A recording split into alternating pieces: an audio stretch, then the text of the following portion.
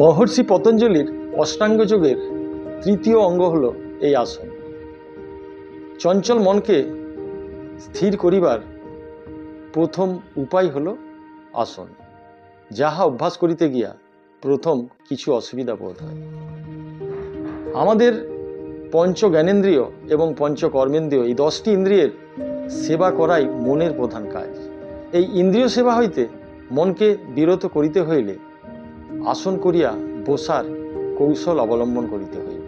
হঠযোগীরা নানা প্রকার আসনের সাহায্যে ইন্দ্রিয় এবং মনকে আয়ত্তাধীনে আনিতে পারেন। স্থির হইয়া অনেকক্ষণ বসিয়া থাকিতে পারিলে মনকে কোনো একটি নির্দিষ্ট বিষয়ে নিযুক্ত করা অনেক সহজ হয়।